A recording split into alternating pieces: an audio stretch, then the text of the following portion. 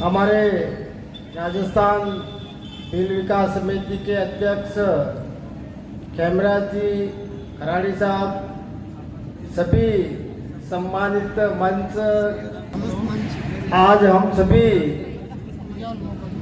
भगवान बिरसा मुंडा की 150वीं जयंती मनाने जा रहे हैं और झारखंड के रांची के पास में छोटा नागपुर में उनका जन्म हुआ था और भील समाज में उनका जन्म हुआ था और उस समय हमारे देश में अंग्रेजों का शासन था और अंग्रेजों के शासन के साथ साथ में जमींदारों का भी इनमें सहयोग था।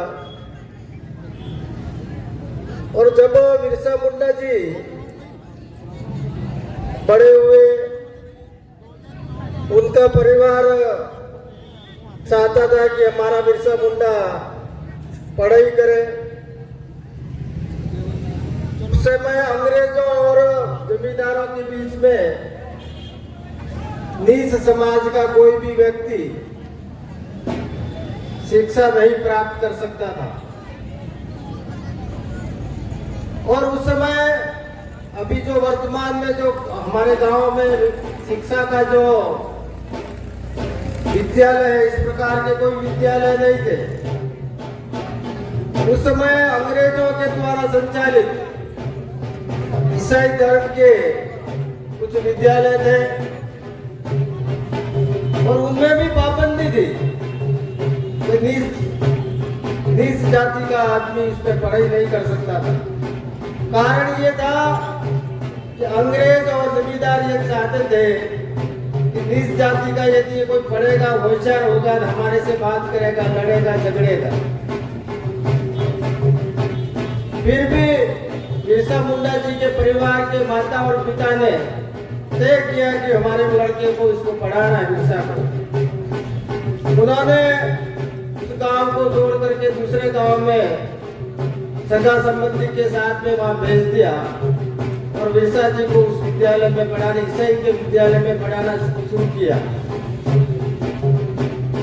और वहां पर जो भी ईसाई धर्म की जो भी गतिविधि थी उसको भी उन्होंने नजदीक से देखा और आगे जाकर के वो जिस प्रकार से हमारे निचले समाज को जो यातनाएं दी जा रही थी, जिस प्रकार से हमारे साथ में भेदभाव किया जा रहा था, उसके खिलाफ अंग्रेजों के सामने उनको लड़ना भी पड़ा और लड़ते लड़ते उनको अंग्रेज शासकों ने जेल में बंद कर दिया और जेल में बंद करने के बाद में उनको एक साइलेंट आग को जहर दे दिया गया और 1900 जो शताब्दी लगी थी उसके अंदर उनकी मृत्यु हो गई। केवल 25 साल के कार्यकाल में उन्होंने इस प्रकार से अपने साथ में इतना संघर्ष किया। कहने का मतलब मेरा ये यदि वो व्यक्ति 50 साल यदि जीता तो अपने आज समाज का इतनी दुर्दशा होती क्या। और उसके अलावा एक चीज और भी है, आपने देखा होगा कि हमारे भी कई लोग हमारे आजादी के लिए लड़ाई भी लड़ी, लेकिन इतिहास में अपना किसी कहीं पर नाम नहीं आया। और नहीं आने का कारण क्या है? आपने देखा होगा कि पुराने जो हमारे जो साथ में पड़े हुए हैं उनको बताया गया कि भाई अकबर महान है। मुगलों के जितने ही शासक रहे थे सबके इतिहास पढ़ाया गया। महाराणा प्रताप का एक छोटा सा एक पाठ बना दिया, उसके अंदर भी आपने भीलू राणा का एक लाइन भी उसके अंदर नहीं लिखी गई थी। रामायण आपको नहीं पढ़ाई गई थी, महाभारत आपको नहीं पढ़ाया गया था। इस प्रकार से हमारे साथ में भेदभाव किया गया और उसके लड़ने के लिए बिरसा मुंडा से हम सभी को प्रेरणा लेनी चाहिए और हम सबको इसमें आगे होकर कर वर्तमान में जो हमारी आज हमारे पास में सारी सुविधाएं हैं, गांव में हमारे विद्यालय भी है, विद्यालय के साथ साथ में हमारे को छात्रावास की व्यवस्था भी है। हम पढ़ते थे उस समय हमारे पास में न तो कोई हमारे पास में साइकिल थी, न हमारे गांव में कोई विद्यालय था, हम भी दूसरे गांव में जाकर के पढ़े। लेकिन आज आप देखेंगे आज की तारीख में आपको गाड़ी, बच्चों को गाड़ी लेने के लिए भी आपके घर तक गाड़ी आती है, बच्चों को पढ़ाने ले जाने के लिए सुविधा है कि नहीं। इसलिए आप सबसे मेरा निवेदन है कि हम सभी आज देखेंगे सभी दूसरे जो समाज है, जातियां हैं, वो आगे बढ़ गई है। आज सीतरलाल जी को इस प्रकार से मेहनत करने की क्या जरूरत पड़ रही है। उनके दिल में ऐसी पीड़ा है कि हमारा समाज भी डॉक्टर बने, इंजीनियर बने, वैज्ञानिक बने, अध्यापक बने, इस प्रकार से इनकी इच्छा है। इसलिए इनकी आज मैं भी देख रहा हूं,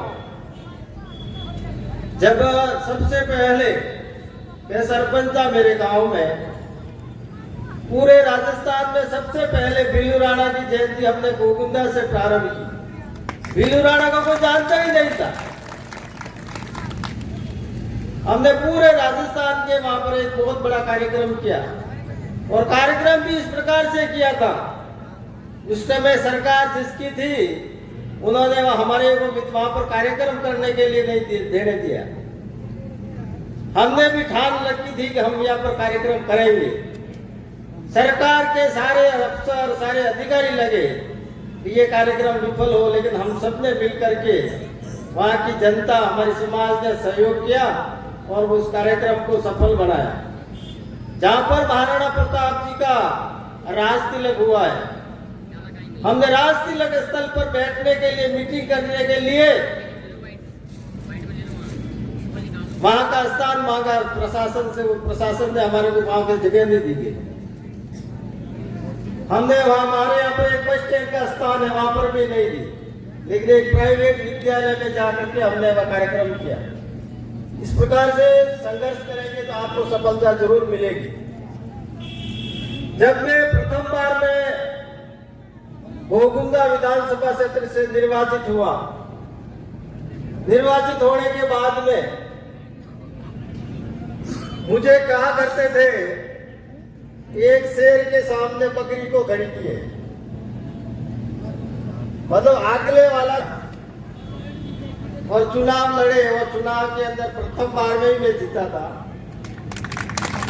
और जनता ने पूरा सहयोग किया। और जनता ने जिस प्रकार से जो आशाएं थी, हमने पहली बार में ही उस पूरे गोकुंदा क्षेत्र को हमने टीएसपी क्षेत्र घोषित करवा दिया गया। और टीएसपी घोषित करने से परिणाम क्या हुआ, हमारे यहाँ पर प्रधान की सीट थी, उस प्रधान की सीट पर 3 पीढ़ियां एक ही परिवार की थी।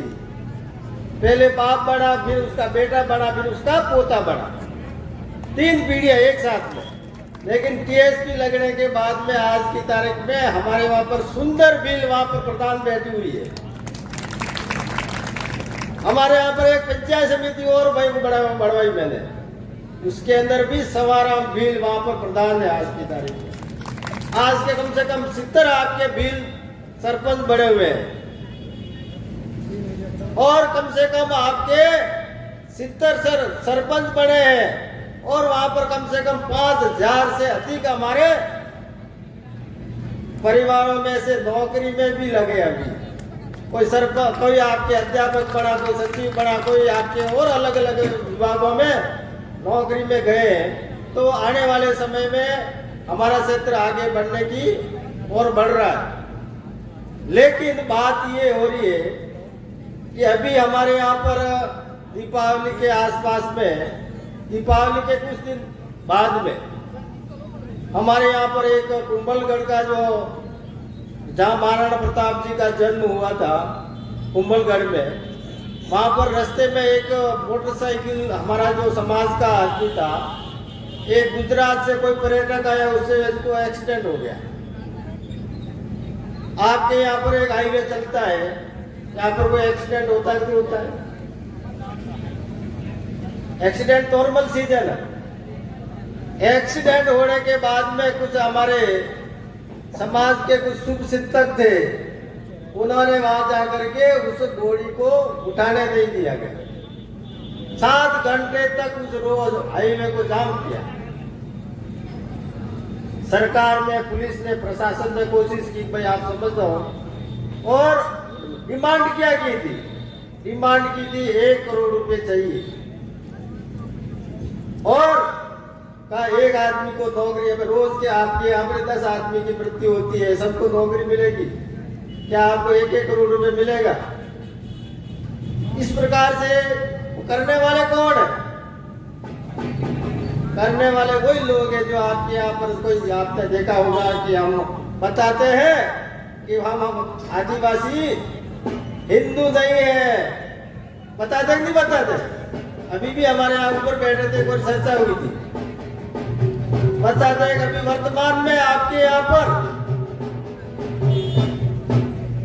जनगणना होने वाली है, और जनगणना के अंदर डिमांड करते हैं, मैं भी विधानसभा में रहता हूं, वो लोग डिमांड करते हैं कि हमारे को अलग से एक हमारे को धर्म का कोड चाहिए, हम हिंदू नहीं है, हमारे को अलग से गिनती की जाए।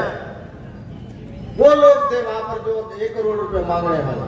आई समझ में आपके? पूरी बैठ गई होगी, आई समझ में आपके? तो ये इस प्रकार से, अब कहने का मतलब मैं एक बात बताता हूँ, उमलगढ़ हमारे यहाँ पर कम से कम 1000 वहां पर आपकी होटलें बनी हुई है। होटलें किसने बनाई? होटल बनाने वाला कारीगर कौन था? अपने ही थे ना, कारीगर अपने ही थे, मजदूर भी अपने थे, और भी निर्माण का काम चल रहे हैं, उसमें भी काम कौन कर रहा है? हम ही कर रहे हैं। और होटलों के अंदर कोई वेटर का काम कर रहा है, और कोई आपके कुक का काम कर रहा है, कौन कर रहा है? अपना भाई काम कर रहा कि नहीं कर रहा? यदि वो पर्यटक स्थल आज की तारीख में बंद हो जाता तो नुकसान किसको होता है? हजारों लोग वहां पर काम कर रहे कि नहीं कर रहे? और इस प्रकार से, इसी प्रकार से मैं बताऊं आपको, कुछ समय पहले हमारे यहाँ पर कोटड़ा का क्षेत्र भी मेरे विधानसभा में लगता है। कोटड़ा के अंदर एक एरिया ऐसा है जहां पर सीमेंट का पत्थर है, वहां पर सीमेंट की फैक्ट्री लगने वाली थी, लेकिन हमारे ऐसे ही लोग वहां आकर के उन्होंने इस प्रकार से धरना प्रदर्शन भड़काऊ को किए, और फैक्ट्री वाले वहां से चले गए। उसकी वजह से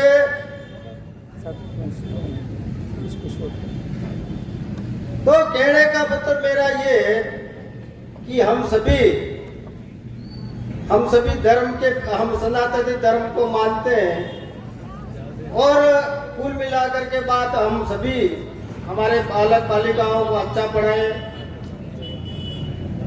और उनको अच्छी शिक्षा दें। आपने देखा होगा कि हमारे यहाँ पर, हमारे क्षेत्र में लड़कियों को कम उम्र में शादी करा देते हैं, लड़कों को कम उम्र में शादी करा देते हैं। आपने देखा होगा कि पुराने समय में आदमी की हाइट कितनी थी, लंबाई कितनी थी? है? आदमी की लंबाई कितनी थी? 6 फीट 7 फीट। आज उसकी आपकी हाइट कितनी हो गई? 4.5 फीट है। तो ये क्यों हुआ? कैसे हो रहा है? इसकी तरफ अपन ने कभी ध्यान दिया क्या?